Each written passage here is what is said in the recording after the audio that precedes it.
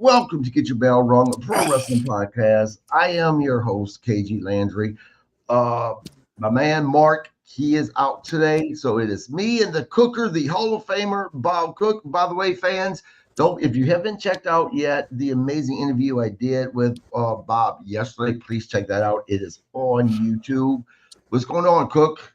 Well, I got to say, that was a pretty good interview. That guy amused me, some of the stuff he said. I cheered up a little bit during part of it, but it was a pretty good interview. Never heard of the guy, but it was a good interview. You should check it out.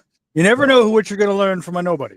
You never know. And speaking of a nobody, I need to talk about something for a second. Sean Ross Sapp. Now, the reason I'm bringing out this donkey is because I wrote on a rumor that was going around different wrestling communities that I seen, where people were claiming that Pat McAfee was forced to leave a WrestlePalooza.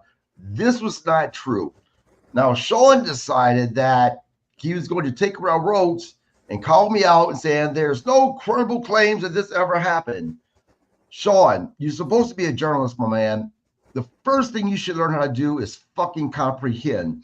And I tell you this because nowhere did I say that the rumors was from credible sources. I said there were rumors that I wanted to talk about. Maybe, just maybe, if you took your head out of your ass and actually went into different wrestling communities, you would see some of the things that I talk about. Now, you want to call me out? That's cool, man. I appreciate the free promo. But look, instead of hide behind your little keyboard, why don't you be a man? Come on my podcast. I'll be kind to you. Let's talk about this. Let me talk about how dumb you are. Let's talk about the fact that when people call you out on your bullshit, you like to delete them all the time. Come on my podcast. Now, I guarantee you, Cooker, if he responds at all, he's going to say, I'm not going to go on your little nothing podcast. That's exactly what I am expecting for Sean. But let me tell you something about my Little Nothing podcast. I am proud of my podcast because I'm the guy that brings on indie wrestlers. I'm the guy that brings on people that don't normally get the attention for their work in professional wrestling because of the fact that they've not made it to that big spot yet. You hide behind your keyboard all the time. You like to pick shit, and yet you never show up. Find your little pebbles that you call your balls, and show up. Contact me. Let's set it up. Let's talk about this. Now we are doing, of course, the Raw recap from last night. What did you think about the show? I actually didn't mind it. I thought the first match was really good. If I'm thinking right, the 6-man tag team match with that holy shit moment at the end. I would not want that responsibility for the life of me with that Mexican destroyer, man. I was so worried about hurting a guy, and you'd think the guy'd be worried, but I'm sure it's something that they practiced with crash pads and different things, and that's great, and that's fine, and that's what they should do. But man, so dangerous. Yeah, I agree. It doesn't matter how trained I was, I wouldn't be taking that bump. The only part of Raw that I really mind was actually the first segment, which we could get into, which was the Cody Rhodes and Seth Rollins. That's how the show started off. They faced off. It didn't make sense to me. Seth Rollins cared more about what Cody Rhodes thought about him than what he thought of than what he was worried about when it came to the actual match that they're going to be having, I think at Crown Jewel.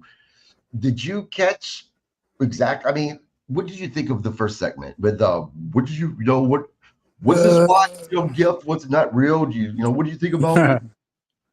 I don't know. It's hard to tell anymore. It's just, I think it's just showing Seth's vulnerable, insecure side as the heel. I don't know. Maybe everybody wants validation and respect, even if you're the heel. I don't know, really. He's obviously just doing what he's told, but you can't ever know what's really going on there. I don't even understand why you got to do such a long segment when you know the match is going to take place anyway. Just go out there and say, look, I'll see you in the ring. You'd get the same effect. What they should be more concerned about is that they were in an 11,000-seat arena with 7,000 people in there, and a lot of people showing pictures of empty seats. That's what they should really be concerned about. Wow, was the audience really that low? 7,000 people? Yep. Wow. Yeah, and No, something actually, and the whole thing with Sean Sean Ross Sapp actually distracted me. ESPN came out, and they basically gave the PLE Wrestlepalooza a C, and I don't necessarily agree with it. I don't think it was that bad of a show. Mark and I gave it a B. Um, this is my issue with ESPN. It's like they are expecting every single PLE to have these major surprises. You can't do that at every PLE. There's only so many people that you can bring back to WWE to surprise the fans to begin with. well, I didn't see the show, but I saw that guy's review, and I read somewhere that again, it could be rumors, Sean, but that the ESPN people are allowing their reporters to give their real opinion of what they see. So they have a guy who covers wrestling, and that's his opinion of what the show was. And when you consider it's the first show, Right. regardless of what they should or shouldn't have done, they should have 100% tried their best. They probably did. It just fell short, but to knock it out of the park, it's the first show, man. You want people to go, holy crap! It's like having the first match on a pay-per-view. The first and last match is the most important. So your first show, I saw a lot of people saying, well, this show ain't worth it. This is bullshit, whatever they said. Right. My question is the person that ESPN has writing or rating these shows, are they actually wrestling fans? I don't know. It sounded like it. I mean, you put over the girls match and right. And I heard like the Cena Lesnar match was only 8 minutes long, and I get it that John's leaving. I don't have a problem with what they did. John's leaving. Lesnar's obviously not. He just got put on the WrestleMania poster, and the tickets go on sale tomorrow at outrageous prices. Mortgage your house now. Right. And they'll probably sell a ton of them. Right. Well, the thing with Brock Lesnar and John Cena, they actually went back in their storyline files from years ago. This match has been done already. When a few years ago, when John Cena was actually the champ, Brock Lesnar made a comeback. He attacked John Cena the same way he did at SummerSlam. It led to whatever pay-per-view it was back then, and it was basically a squash match. Just last night, it was almost repeated, actually, with it was just Brock Lesnar move. John Cena gets his little comeback with his three finishers that he does. Brock kicks out, then kicks the shit out of John. The only difference was it wasn't for a belt this time, but it was exactly the exact match that we seen a few years ago. But that's like the Brock Lesnar formula. Put him in the corner, right. shoulder, suplex, and that's what it is. But I don't know. It's one of those things where what seems like a good idea on paper doesn't come across the way you think it should. Once it's like people who make a movie, they spend all this money and hours into putting a movie, and then when it's the final product and they cut how they cut it, and this guy did that, they watch and go, holy crap, there's nothing like I envisioned. Right. Don't get me wrong. I enjoy Brock Lesnar and watching John Cena get his ass kicked. I personally enjoyed that match. But again, the wrestling world doesn't revolve around me. So people out there that's not going to like it. So Josh Wilbur, thank you for joining us. He said, Cooker. Who is this? Josh Wilbur. Oh, he's a Facebook friend. Yep. Yes. Josh, good guy. Let's go to segment 3, Jimmy and Jey Uso backstage segment. A heated confrontation between the Uso brothers. Jimmy basically wants Jey to squash this thing between him and LA Knight. Jey Uso said, screw that. He wants to get back at LA Knight because he believes that if LA Knight would have not been that referee, WrestlePalooza, that they would have won the match against the Brodies, or whatever they call themselves. I know it's hard for you to give your opinion about that because you didn't watch WrestlePalooza.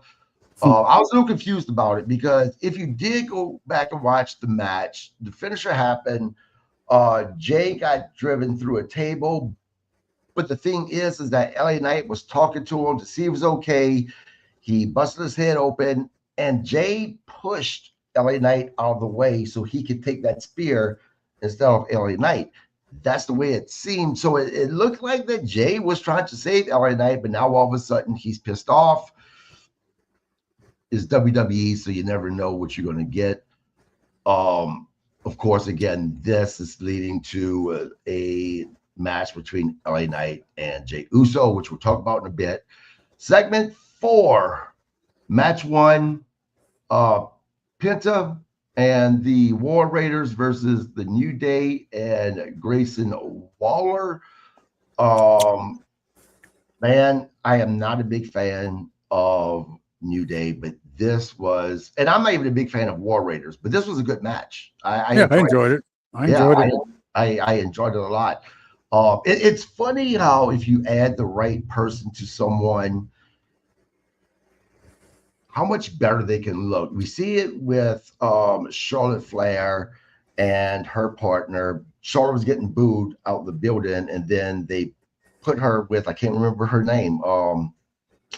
Alexa Bliss. Yeah, Alexa Bliss. They put her with Alexa Bliss, and all of a sudden, everyone loves Charlotte Flair again. So that one person absolutely matters if they want to do something correctly, but getting that one person right.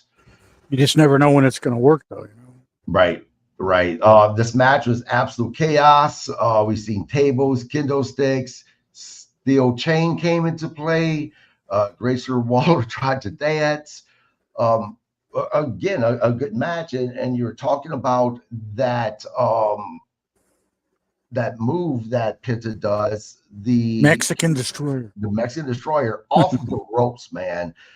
When I seen that's what he was going to do, I literally cringed and was hoping that no one would get hurt. It was perfect too. Yeah. Yep. It really was. Next we go to, why is my notes out of order? This is why I need you, Mark. Segment 4. What happened to the other guy? I don't know, man. You know, you never know when it comes to Kurt. He may be dead. I told you this morning. He said he was going to be here. Told him I sent him the invite. He's not here. And you know, with Mark, you never know when Mark's going to be brain dead. So I think it's one of his brain dead days, and he decided not to come on. Mark, I'm joking, brother. You know, I love you, man. Couldn't have never done this without you. I have those days. We all do, man. Segment 5, backstage, a Judgment Day segment. You know, it's starting to look more and more like they're about to pull the plug between Dom and the Judgment Day. They weren't jiving last night. Dom was afraid of Russo, and he was worried about the IC title and a match against Russo. He tried to get Priest to have a match with him with Rusev. Instead, it was JD McDonough. Yeah, you know, I really wish they would go ahead and pull the trigger, because I like slow burning storylines, but this storyline seems like it's been going on forever. What are your thoughts on this? It bores me to death. Right. I'm not a big Rusev fan. Yep. He just boring style. Yeah, you know, it depends on the night with Rusev, because when he comes across as this unstoppable beast is when I like him, but there's times where he looks like he's just not trying to put in the effort, and he can get a little boring. Next. Well, you know, he's probably in his mind again, in the same mindset he's always been in. I'm not where I should be. I'm not getting the push I should get. So, you know, but that's not going to help him any. No, but I do think he is going to get a small push. I foresee him next week winning the IC title. If it doesn't happen next week, I'd be willing to bet that there's going to be some fuckery, and we're going to see a PLE match between Dom and Rusev is then going to take that IC title. Because although it's happened in WWE a couple of times, unlike AEW, WWE doesn't seem like they like their talents holding more than just one belt. Dom right now has the IC title, and he is the AAA, I think the AAA World title as well. So I'm predicting that Dom's going to drop the IC title, and we're going to see Dom defending that AAA title a lot more. I'm hoping for some fuckery when a certain someone gets home from work, so I can agree with that. By the way, ladies and gentlemen, this is an adult-themed podcast, so if you're under 18 years old, I would have your kids not watch this podcast. Next 18. They hear worse than that when they're 10. The next segment is one that I'm torn about. Is with Bayley, Lyra, and Stephanie Vakir. Right now, I don't know how to feel about Bayley right now. There's something about this storyline that's a little intriguing to me for whatever reason. Normally, I'm not a Bayley fan. But I want to see how she's going to pull off the crazy. So I'm a little intrigued by it. They were caught talking backstage. They was joined by the new World Women's Champion, Stephanie. And she was, dressed nicely. She's out there to celebrate. What'd you think about the segment? I don't know. All the talking segments just. Well, I thought the match was okay though. But, well, we're not there yet, are we? Oh, I'm sorry. Yeah, nope. Well, we're actually getting there now, because what happened during that segment though was Billy. She asked, what's her name again? I'm terrible with names. Lyra. Right. If she would come to the ring with her, because Roxanne Perez was going to, of course, be there with her partner, and she knew that there was going to be some type of, again, fuckery happening. Roxanne Perez. So Lyra agreed. The next match was Bayley versus Roxanne Perez. Again, I agree with you. It was a solid match. Bayley got the win, but then all of a sudden, just like last week, when Lyra went to touch her, give her a hug, whatnot, she freaked out and she kind of turned into a heel again. She said Bayley's done playing nice. So do you think this new character Bayley's basically playing, someone that, I guess, hears voices like Randy Orton, do you think this is going to actually work for her? No. No? No. Yeah. What do you think she's missing? Do you think it's just she's been on TV for too long? Yeah, I mean, she's just another one of the hanger-ons. Been there too long, and they got so many people waiting in the ring. Man, put Sol Ruka on Raw. Yeah. Put Bayley back on NXT to teach the kids today. I don't know. Maybe even for a while at least. Get rid of her. I don't know. Yep. What do I know? Well, like I said, I have never been a Bayley fan. Just not my cup of tea. I'm not saying she's terrible. I'm just saying she's not my cup of tea. But right now, I'm intrigued with it because it's something a little new. We'll see what's going to happen with that. The next match number 3, is Rusev versus JD McDonough. Rusev was dominant in this match. JD tried some early offense, but it didn't last. Rusev locked in his finisher and the accolade, and JD tipped out pretty fast. So, yeah, I mean, what did you think about this match? I'll be honest with you, I wasn't paying a lot of attention. You got your phone near you? Yeah. I look up every once in a while and go, okay, Rusev just sat on his back. Yeah. Now, the takeaway from this match, and this is what I think what really mattered, was Dominic Mysterio actually got on the edge of the ring to distract the referee a little bit while Rusev had JD tied up in the accolade.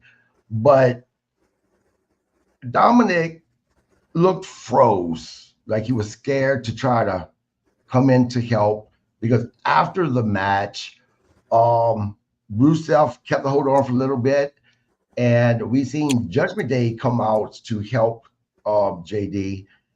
And then there's a little argument afterwards between JD McDonough and I can always remember by Prince. I can never remember his character in WWE, the Demon, Finn Balor.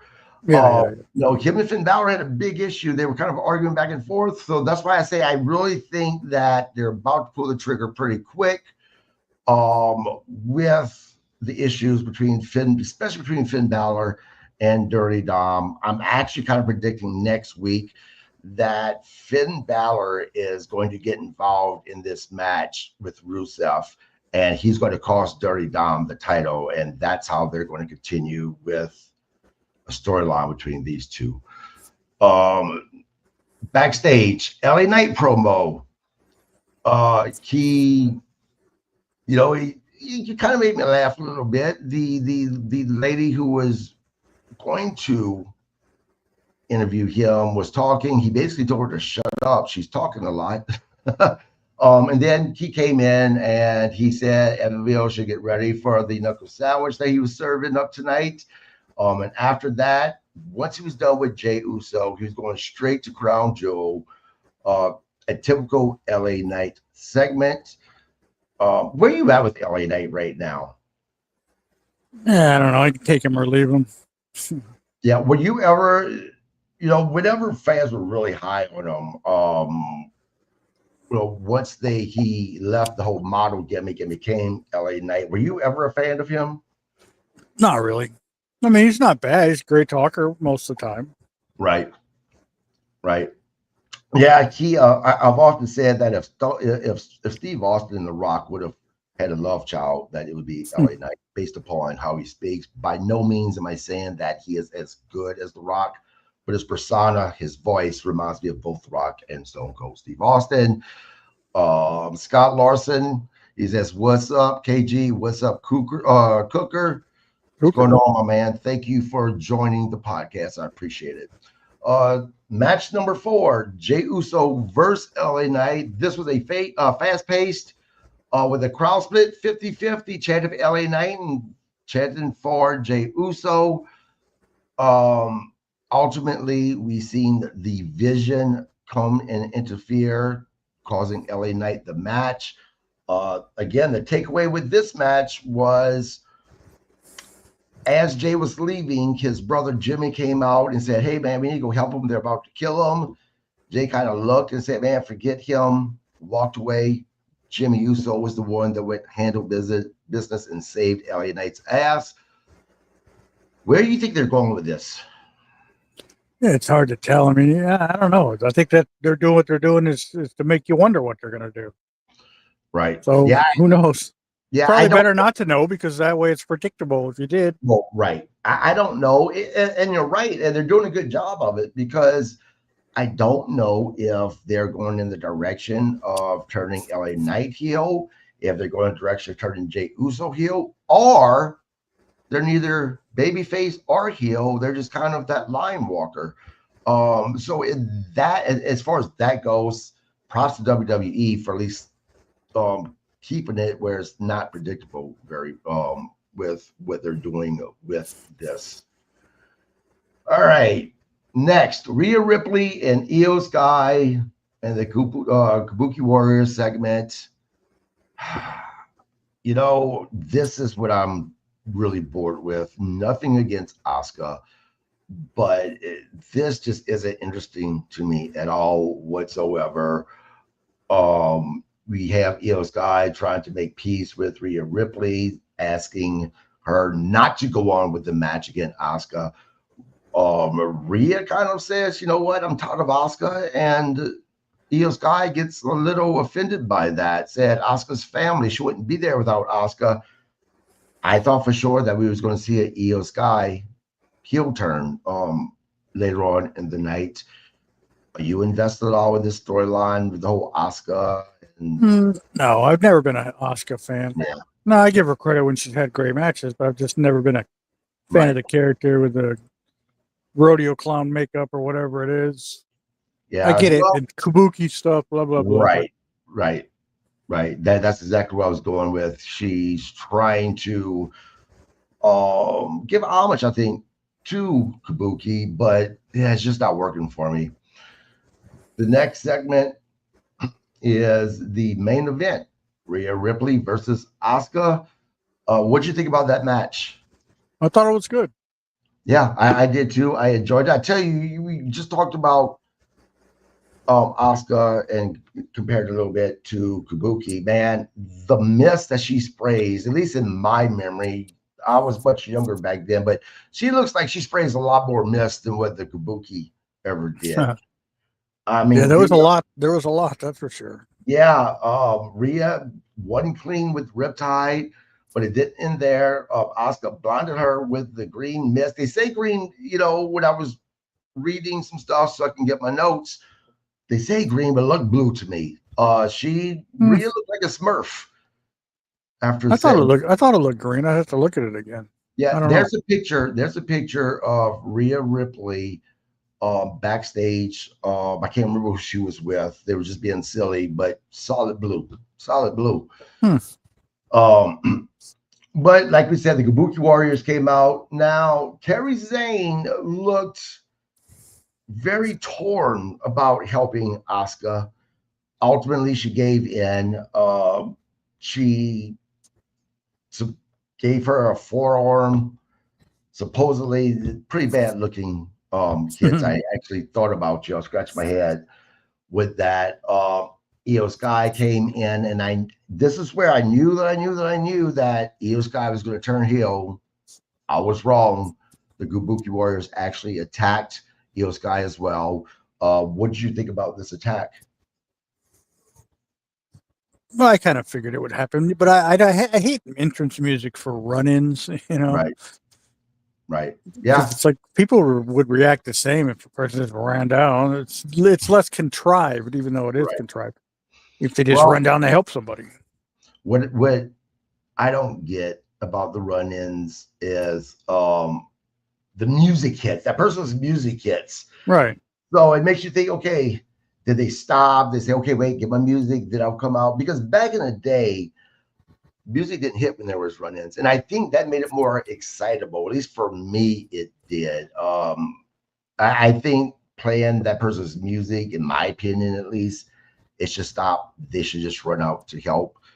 Uh, they wanted to look unpredictable. Well, make it look unpredictable by Right. making it look so predictable. Overall, I give Raw a B. What about you? Yeah, I agree. It was a good show for the most part. Certain things, like every show, you don't like everything. Like I don't, I get over, can't stand all the talking seconds, but I get it. They're trying to justify their writers and whatever. Yeah. Well, and I know you're not a huge fan of AEW, but one thing I do like about AEW is they don't have as many talking sessions because they're not as heavy based storyline like WWE is. But at the same time, I watch WWE admittedly for the storylines, and I watch AEW more for the wrestling because they try to do storylines, and that's what really makes them come out with the show being a mess, in my opinion. But yeah, I mean, I didn't hate Raw last night. So yeah, overall, I said I give it a B. It was a decent show. Now, this is what I miss about professional wrestling. I miss at the end of each and every wrestling program, you couldn't wait until next week. That's what's missing for me in professional Yeah. wrestling. So, are you there with me, or you think I'm being? No, My expectations are I too high. agree. I can't wait to see Dominic against Rusev. But yes, oh boy, I'm going to stock up on Mountain Dew and popcorn because I don't want to leave the room for a second. Right, right. I agree. I mean, it's one of those things that sometimes I dreading watching. And I'm not just saying WWE. I'm talking about AEW as well. Right now, to be honest, guys, it is in my opinion. I am really invested in NWA. You can watch them on Roku on Tuesday nights. It really reminds me of wrestling back in the day. So they've been having some pretty good programs on, and Herb Simmons has SICW that you can watch live on YouTube on Sundays, and some of their shows have been pretty good as well. Have you been following NWA or anything at all? No, you know, when it first started, when Billy Corrigan took over and they started that old school look from Atlanta where it looked like the old TBS studios, I started watching it. But then they turned it into a clown and pony show, just like they always do, with stupid characters, stupid angles, ridiculous, unbelievable stuff. And I just went, oh, well, it was a cool looking setup, but if I'm going to Yeah, watch cool setups with actually wrestling I care about, I'll go back and watch the cool setups from the back in the day, you know. right. You know, I've only watched 3 or 4 episodes since they've been on Roku. Thus far, it hasn't been that way yet. But I'm like you. Once they start getting to that point, this is what drives me away from it. I just don't like that style of wrestling where, you know, even the Undertaker. I'm not, you know, obviously I was more of a fan whenever he um had the Undertaker that rode the motorcycle and stuff like that. I'm just not into the magic per se, or whatever you want to call it, in, you know, that Kane or the Undertaker had. I'm more of a reality style wrestling. That's what, you know, that's what I grew up on. Georgia Championship Wrestling, Mid South. That's exactly what it was. They didn't have a lot of these characters that you see in the comic book. So yeah, if NWA starts doing that, then they're going to lose my interest as well. But you know, it's weird. I'm not into all that silliness, but I did like the Undertaker stuff back in the day when he was in Kane, where they were throwing the fireballs and right, the lightning. And remember, I think it was in '94 when Kane or Undertaker was killed and floated above the arena. I thought that was awesome. The right, Undertaker is levitated in Providence, Rhode Island. I thought it was great. yeah. Well, then look, obviously they hit on something because he is one of the most successful and one of the longest characters in the history of WWE. And I'm not saying that it was terrible. I'm only speaking for myself.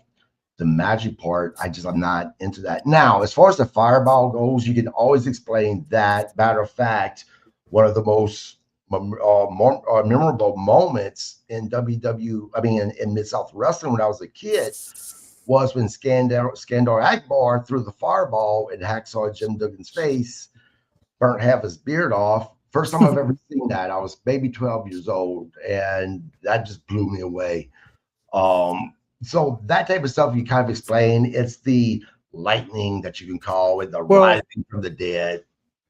I wasn't actually talking about fireball. I just for some reason said that. I mean, when Kane was shooting lightning out of his hands and blowing up the monitors at the desk and stuff. I don't know. At the time, I just thought, well, that's really cool. Yeah. They were setting people on fire. Remember, he'd command a fire or a lightning bolt and set the cameraman on fire. You know, it's stupid, but it's like, yeah, it's funny. My favorite storyline involving the Undertaker, I think, was whenever they kidnapped Stephanie McMahon. It was very dark. It wasn't so much magic as it was, this is a cult type of a thing. Yeah, I remember that. Yep, that was pretty cool. But anyway, guys, that wraps up our episode. Wow. Yeah, pretty quick tonight. Well, that's what happens when we don't have a bunch of people here that likes to talk. What else can we talk about? I got to go back to doing nothing. Holy crap. I mean, look, we can talk if you want to talk, man. There's a lot of wrestling stuff out there happening today. Is there? Right now. Yeah, I mean, well, Raja was finally arrested for the incident. So there's that. Probably out of jail already, though. Oh, absolutely, he is. Absolutely, he is. What else is out there, man? As far as wrestling goes, you think I remember it because I post on this crap all day long, literally. Today, actually, this is kind of sad.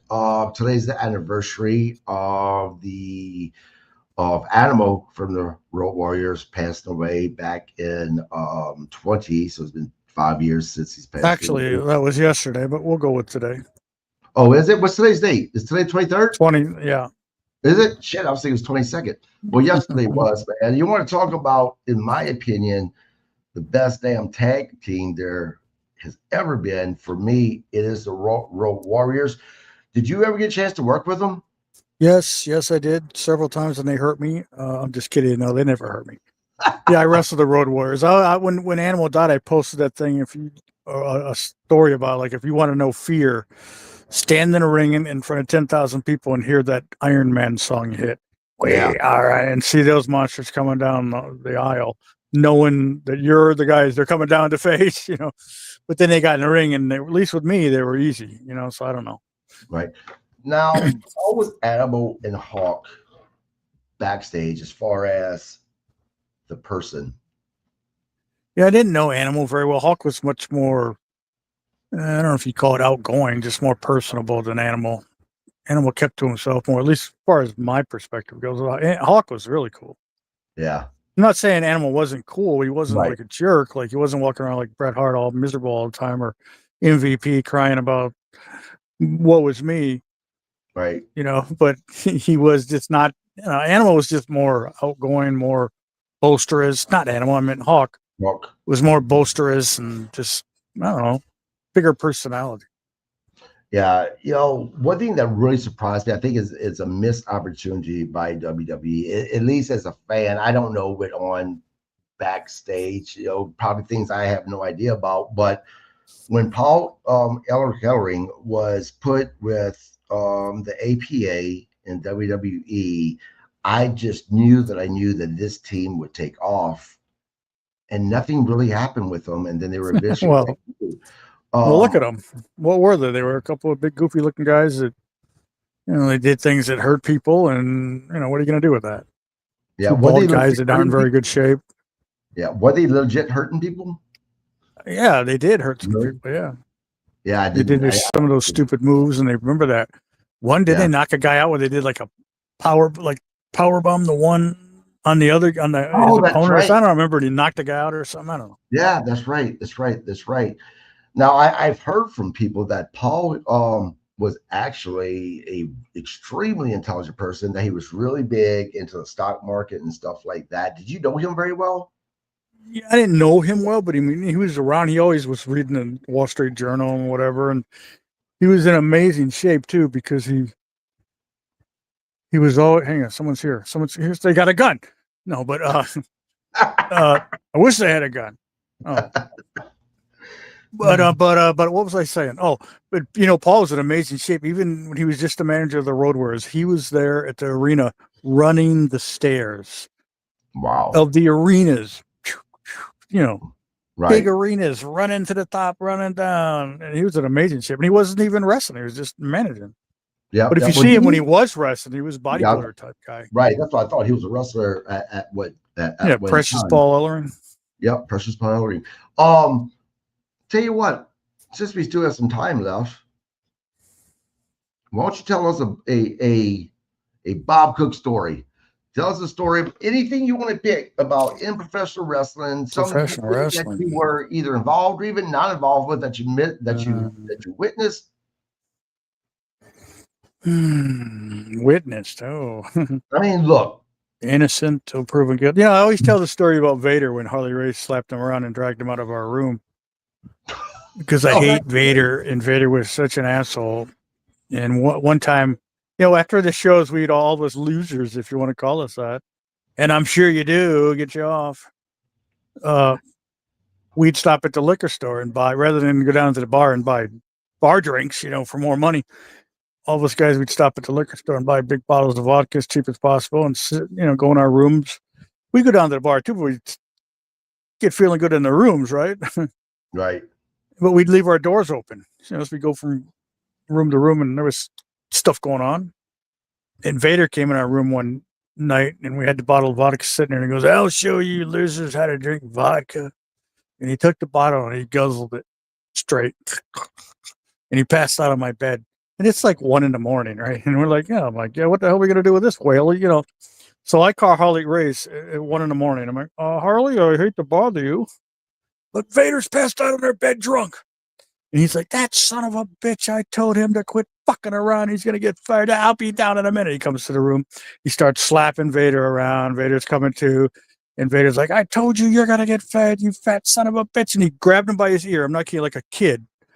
And the whole time Vader's going, I'm sorry, Harley. I'm sorry. I'm so sorry, Harley. And you're like, shut the fuck up, you fat bastard. And he dragged him out of our room by the ear. And of course, all of us guys are just laughing our head off, because Vader is such a jerk anyways. But then later on, after Harley went back to bed, Vader was down in the lobby raging.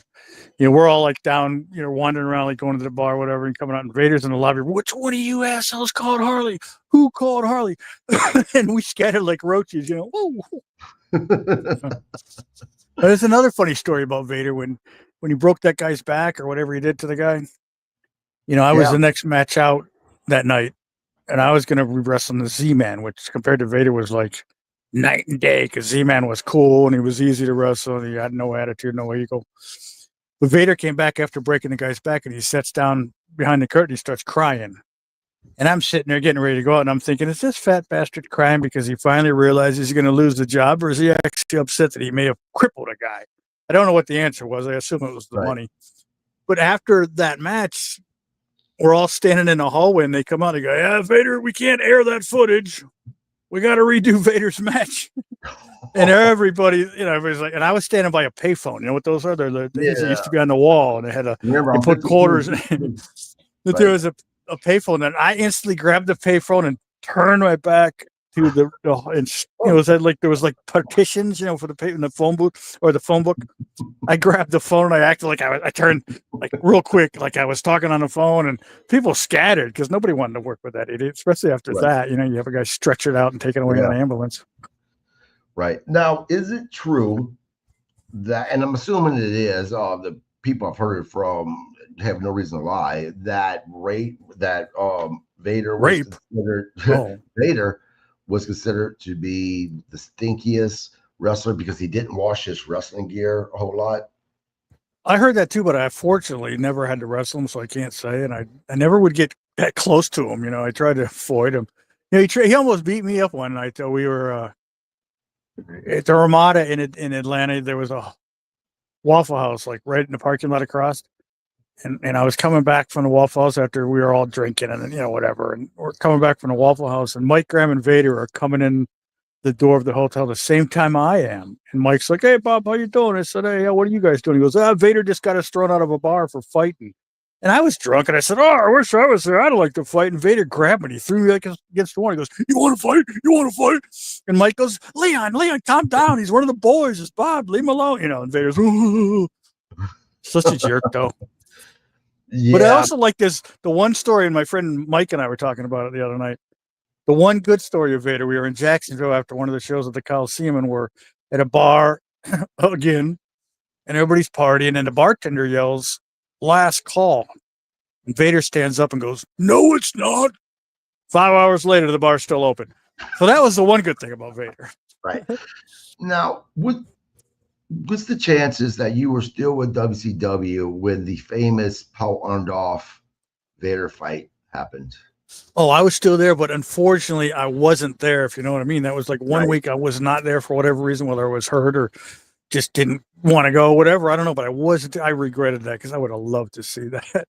Yeah, I mean, I've heard Vader's version, and he said he won, but he's the only one that says that. Everyone else says that not only did Paul Orndorff whip his ass, he did it in flip-flops. Right, and people who were there to break it up. I think the Cuban Assassin was there to break it up, if I remember. I don't know. I'd have to ask him. I spent so many years, but yeah, I wish I was there for that.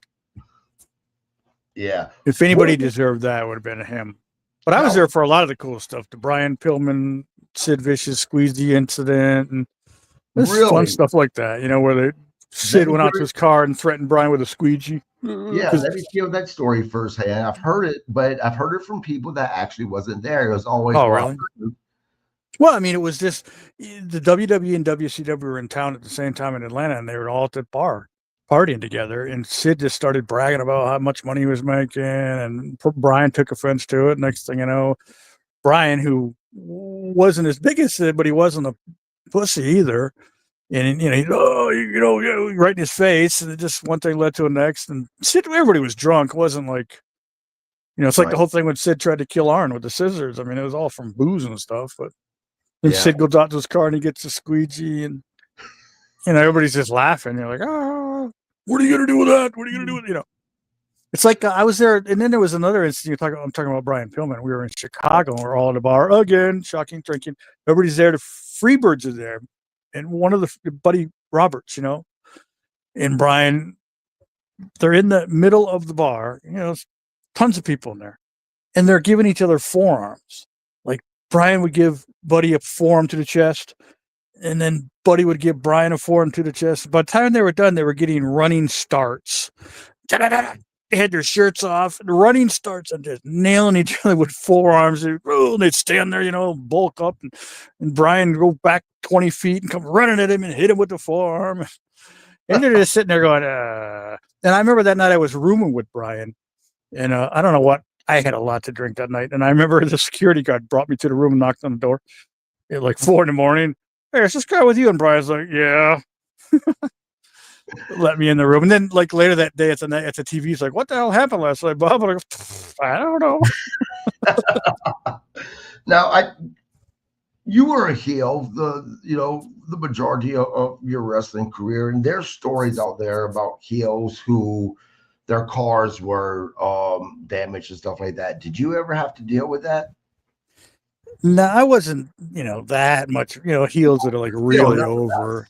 There was a person who, I won't use his name, even though he knows who he is, that was kind of in love with a girl that I had met named Penelope Paradise. I met her at a show in '88 for Mike and Steve when they rebooted Florida Championship Wrestling. She's in the audience, and I'm thinking, oh, he's a good looking blonde.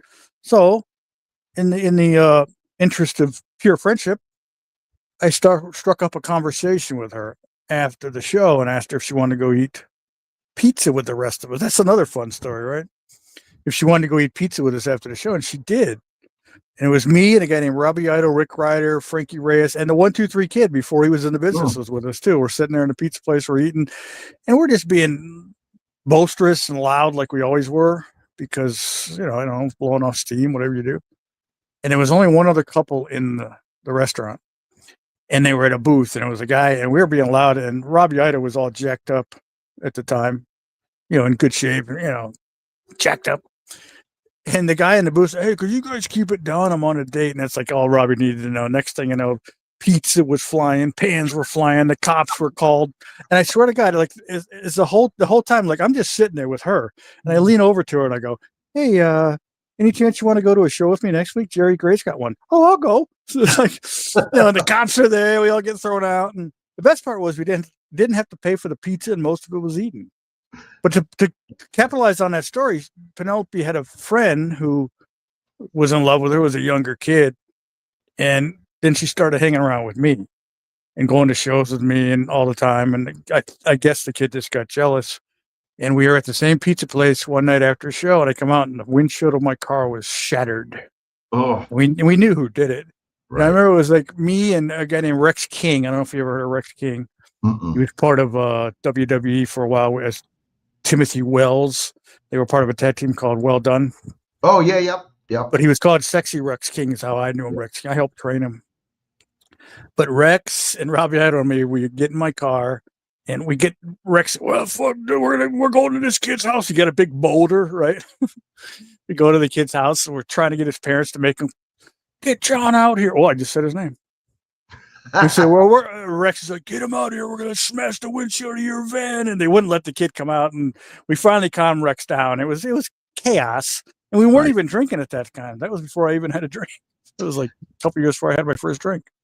Now, I actually want to ask you something about Evel Knievel because you were friends with him. For one of his jumps, it was, I think, and you'll be able to correct me, it was a jump over a river.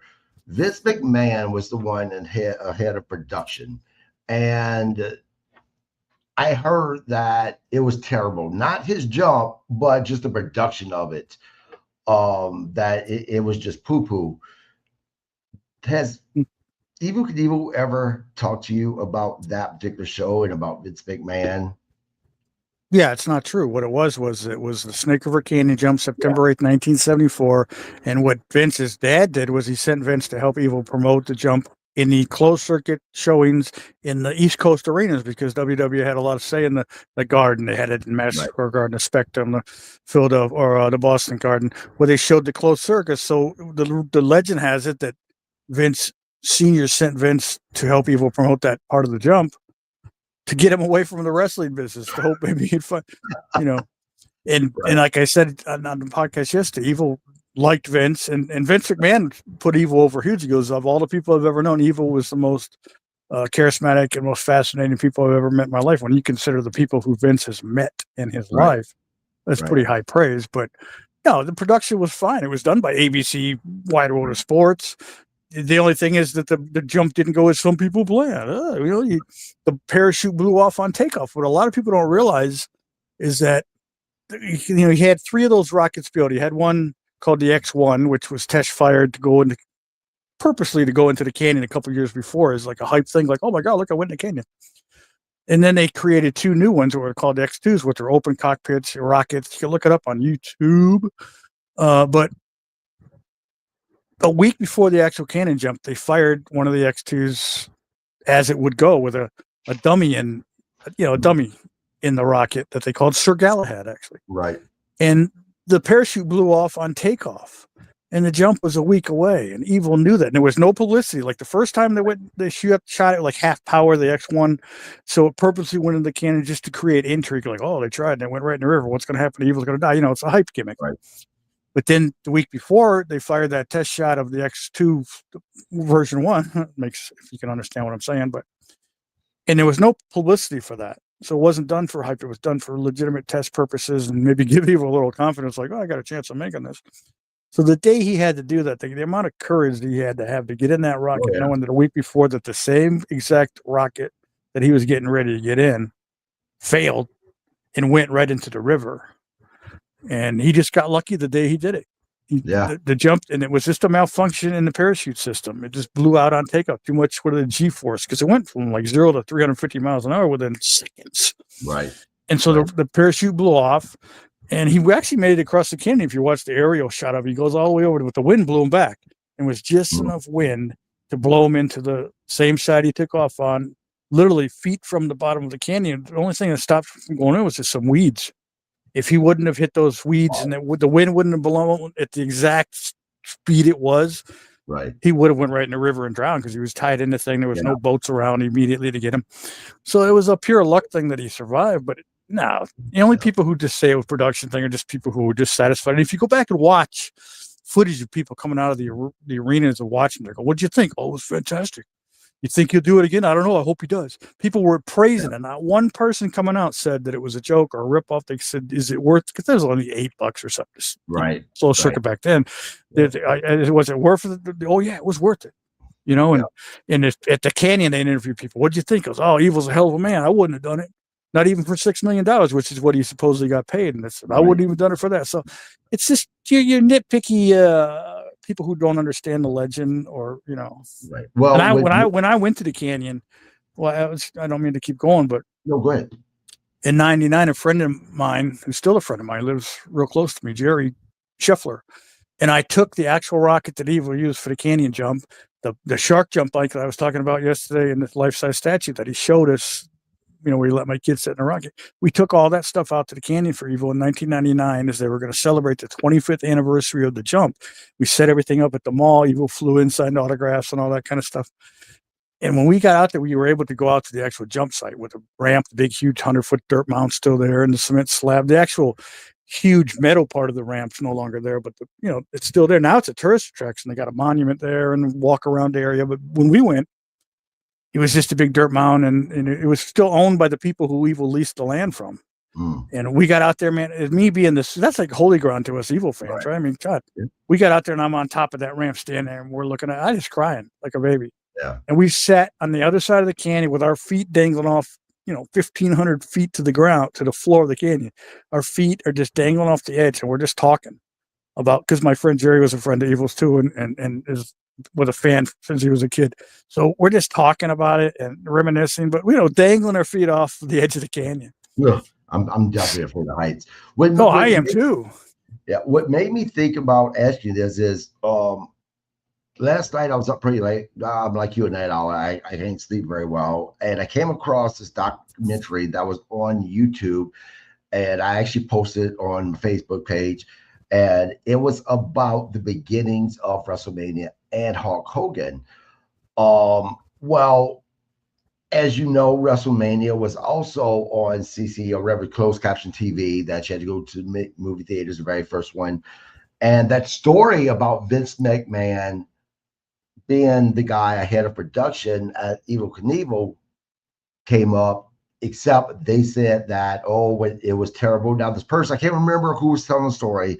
They were way too young to have been there, but I know you knew Evel Knievel. So, first thing that went through my head is, I'm going to have to ask Bob about this to verify if what Vince did was bad or not. Now, you mentioned that the reason why Vince was doing this was because his dad sent him away, hoping he'd get away from professional wrestling. I have to imagine that what you meant was it wasn't because Vince was terrible within professional wrestling. It's his dad just wanted him to be better than he was. It didn't want him involved in professional wrestling, which seems to be pretty common amongst those involved in professional wrestling. They don't want their kids involved in it either.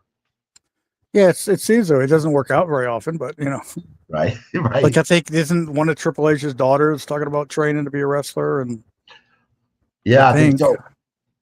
Yeah, I think because you as the wrestler live through the pitfalls, and as the older wrestler, you know the consequences of your actions. And when you see what the guys are doing today compared to the things I did, and as bad as I hurt and as crippled up as I am, I feel sorry for guys like Darby Allin. Not necessarily sorry because they're doing it themselves. They have to have brains enough to know there's a consequence. But yeah, but Darby's to the extreme.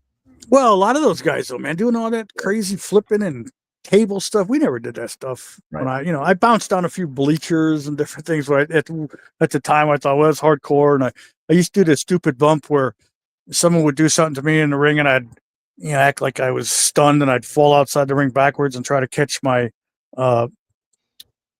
second rope with my hands, pretending to catch the second rope, but I'd always fall flat on my back. And back then, I did it hundreds of times.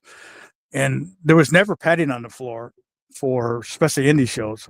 And it hurt like hell. Even in WCW, when there was padding, it was such a thin padding that it hurt anyways. But the metal or the concrete floors, they hurt like hell. And I'd, it'd always make that smack and act like it hit the back of my head, which I never did, but it always looked like I did. Right. But I did that move hundreds of times. And I can't imagine. And that's nothing compared to what to do. That's sissy stuff, what I was doing. And you look at a guy like Harley Race, who was taking backdrops and suplexes and different things on the floor every night, concrete floors all over the world, and he ended up in a wheelchair. Yeah, Cactus Jack. I'm surprised he's not in a wheelchair yet. But can you imagine if it worked out where those involved in professional wrestling were able to talk to their kids? Out of that being involved, we wouldn't have a cowboy. Bob Orton Jr. No doubt. We would have, Randy Orton. There's so many guys out there who are second and even third generations that. Charlie Flair, Cody Rhodes, Dustin Rhodes. I mean, geez. Yeah. The Funk brothers, hell, look at the whole Armstrong family and the Von Erichs. Yeah, well, that didn't work out well. But during the time of their height, or at the height of their careers, they were fantastic. They were over like gangbusters. How they handled their personal life is what took them down, not the business. You can't blame the business for that. Right. What you do with your life once you become successful is up to you, good or bad. So some people fall into the rut, and some people are able to not fall in it. Did you try to talk your son out of getting involved in professional wrestling? Oh, sure. Yeah. And then how that happened, how he got in it was, I came out of a little general store in my hometown. Not where I live now, but at the time. Right. And there was a little flyer on the door that said, "Become a pro wrestler." And it was like someone's opening up a school right in our town. So I went to where they were doing it. It was just a ring in their backyard. I never heard of any of the guys. Right. And, like an idiot, I told my son, I said, "Hey, look, they got," and he wanted to go. So I took him and a friend of mine to meet these people, and they charged whatever they charged, and they started training there, but they weren't,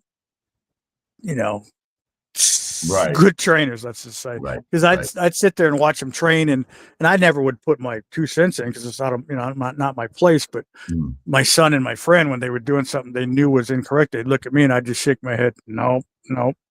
So what happened was my friend and I ended up buying a ring and putting it in my backyard, and I trained my son, myself, and some other people. But that's how my son got in. It was just that flyer got him interested, and then those guys weren't training him the way I thought he should have. So rather than keep with unsafe trainers, we bought a ring, and I'm a horrible trainer. Don't get me wrong, but I think it was a little better than. I bet you're not. No, I am. I have no patience. No. If I have to show you how to do something more than 3 or 4 times, then it's like, because I learned quick. I mean. Yeah. Yep. Now, did you ever have the opportunity to either tag with your son or to go wrestle against him? No, I haven't. We're talking about doing that now as I'm getting close to doing the gimmick, leaving your boots in the ring thing. Right. But we're talking about having a match where we're a tag team. Nice. Now, how long whether it'll happen or not, who knows? Yeah. How long has your son been doing it? He's been doing it for quite a while. Well, he started probably, what is he, 38 now? He probably started almost 20 years ago, but he didn't do it really long because he got tired of the bullshit. Right. He got tired of driving, 100 miles to a show for very little money and being expected to set up the ring and take it down when he had to be at work the next day. And I get it. Everybody talks about that's paying your dues, and you can look at it any way you want. But I never was asked to set up the ring. When Malenko ran shows, he had people that did that. And he'd get local guys to do it. Same with Florida wrestling. They'd get, a couple of kids to help set up the ring, and they give them free tickets, Right. And I'm not saying I wouldn't have done it if Malenko asked, but it was never part of the scenario in those days. And right now I believe most of it is it's free labor. If you want to do it, fine, but don't look down on someone because they don't want to do it. I don't want to get to a show 4 hours early and help set up your ring, and then after the show take it down and drive 3 hours home. I got a life too. Yeah. Paying your dues is learning how to do the business right, being away from your family, traveling the road, doing what you're told when you get there as far as within the context of the wrestling. And it's not expected to clean up and set up. And I realize a lot of people don't think that way. Right. I know Baby Dow has commented on sometimes when I mention that. She goes, what do you think people would think if they got to the show and Tully Blanchard and Dusty were helping set up the ring? Right. They think, what the hell's going on? And I realize that most people aren't. A lot of when you're really starting out and you're younger and you're a young person, if you're expected to do that to a degree, fine, but it shouldn't be a requirement, Yeah. In my world, I don't know. A lot of people don't agree with me, trust me. Because people will say, well, Jimmy Hart still helps set down a ring and help set up. And it's like, yeah, well, you're an idiot for letting him do it. He's 87 years old. Tell him to sit down, relax. Yeah. Does your son do interviews?